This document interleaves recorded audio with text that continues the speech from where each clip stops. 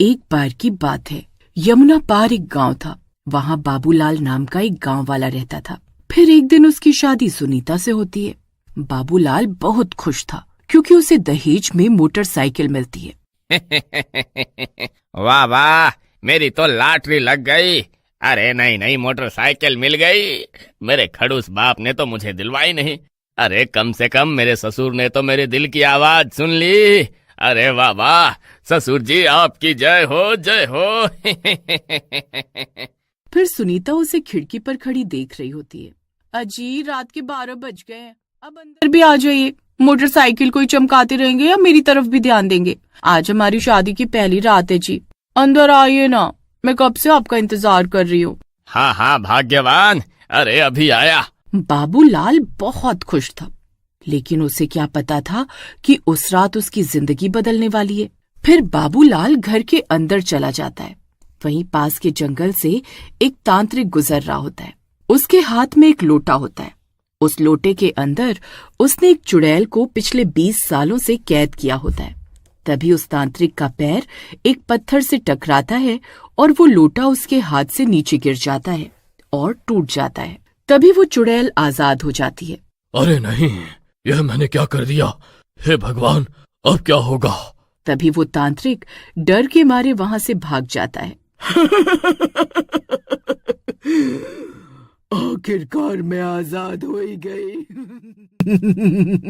तभी वहां से एक मोटरसाइकिल वाला गुजरता है। चुड़ैल को सामने खड़ा देखकर वो डर जाता है और उसकी मोटरसाइकिल पेड़ से टकरा जाती है। अरे ये चुड़ैल कहाँ से आ गई?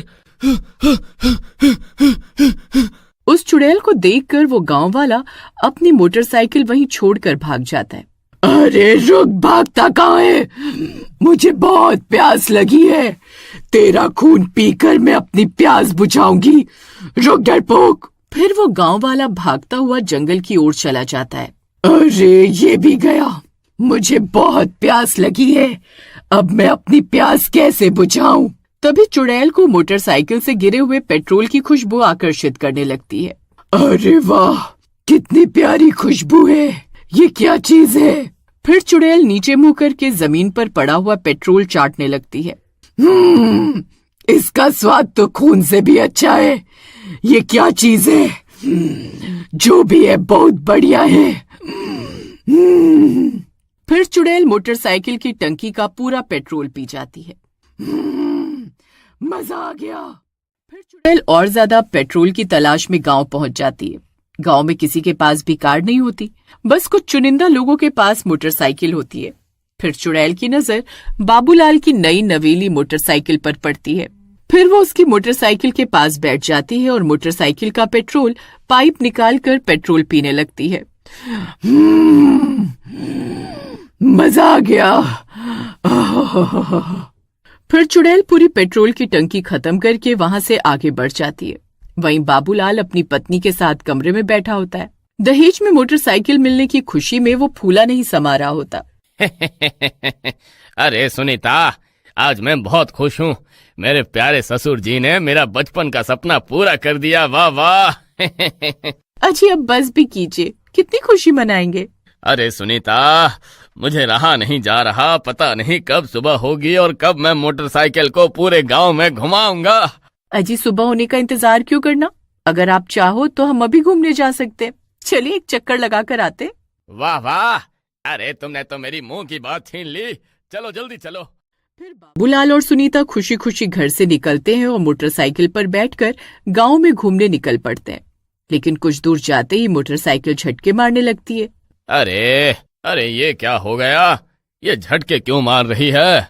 अजी, आपको मोटरसाइकिल चलानी तो आती है ना, ठीक से चलाइए, ये झटके क्यों मार रहे हैं? तभी मोटरसाइकिल झटके मारते मारते रुक जाती है। अरे अरे, इसे क्या हो गया? फिर बाबूलाल बहुत देर तक कोशिश करता है, लेकिन मोटरसाइकिल स्टार्ट नहीं होती। ओहो, मुझे तो पहले ही ससुर जी की नीयत पर शक था। पता नहीं क्या खटारा मोटरसाइकिल दी है, कुछ कदम चलते ही खराब हो गई। हाँ अजी खबरदार, अगर मेरे पापा के बारे में कुछ भी कहा तो मुझसे बुरा कोई नहीं होगा। अरे अब इस मोटरसाइकिल को खटारा नहीं कहूँ तो क्या कहूँ, कुछ कदम चलने पर ही खराब हो गई। सस्ता मॉडल खरीदा है ससुर जी ने पैसे बचाने के चक्कर। अरे नास मिटे, तू साइकिल पर ही सही था। तुझे तो मोटरसाइकिल दिलवानी नहीं चाहिए थी। मैं कल ही पापा को फोन करके मोटरसाइकिल वापस भिजवा दूंगी, फिर चलाना अपनी खटारा साइकिल। अरे प्रियतम, तुम तो नाराज हो गई। अरे मैं तो मजाक कर रहा था। फिर बाबूलाल मोटरसाइकिल हिलाकर देखता है तो उसे टंकी से पेट्रोल की आवाज नहीं आती। लगता है पेट्रोल खत्म हो गया है। ओहो, लगता है ससुर जी ने सिर्फ 10 रुपए का ही पेट्रोल डलवा कर दिया था, तभी 10 कदम भी नहीं चली। फिर जैसे तैसे वो मोटरसाइकिल को धक्का मारकर वापस घर ले आते हैं और थके हारे सोने चले जाते हैं। वहीं दूसरी तरफ चुड़ैल पेट्रोल की तलाश में पूरे गांव में घूम रही होती है। आज तो मजा आ गया, कल फिर आऊंगी। फिर सुबह होने पर बाबूलाल मोटरसाइकिल को जैसे तैसे पेट्रोल पंप पर लेकर जाता है और पेट्रोल टैंक फुल करवाता है और अपने काम पर चला जाता है। फिर आधी रात होने पर चुड़ैल दोबारा गांव में आती और बाबूलाल की मोटरसाइकिल का पूरा पेट्रोल पी जाती। फिर अगले दिन सुबह होने पर बाबूलाल मोटरसाइकिल स्टार्ट करने की बहुत कोशिश करता है, लेकिन वो स्टार्ट नहीं होती। फिर वो मोटरसाइकिल को हिलाकर देखता है। अरे ये क्या, अभी कल ही तो टंकी फुल करवाई थी। अरे इतने जल्दी खाली कैसे हो गई? फिर वो दोबारा पेट्रोल पंप जाता है और पेट्रोल फुल करवाता है। फिर अगले दिन चुड़ैल फिर आती है और पूरा पेट्रोल पी जाती है। फिर रात होने पर सुनीता और बाबूलाल खिड़की से छुपकर मोटरसाइकिल पर नजर रखने लगते हैं। तभी थोड़ी देर में चुड़ैल वहां आती है और मोटरसाइकिल के पास आकर बैठ जाती है और पेट्रोल पीने लगती है। ये देखकर उनकी आंखें फटी की फटी रह जाती हैं। चुड़ैल, अरे अरे ये चुड़ैल कहाँ से आ गई गांव में, और ये पेट्रोल क्यों पी रही है? अरे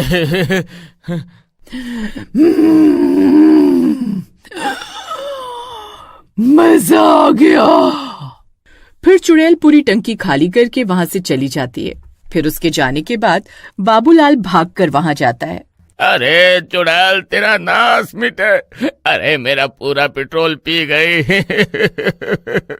अरे इतनी मुश्किल से तो मेरे ससुर ने मुझे मोटरसाइकिल दिलवाई है, उस पर भी तेरी काली नजर पड़ गई। फिर पूरे गांव में चुड़ैल की खबर मिल जाती है। सब मोटरसाइकिल वाले चुड़ैल से परेशान हो जाते हैं। अरे भाई, एक तो पेट्रोल 95 रुपए लीटर हो गया है।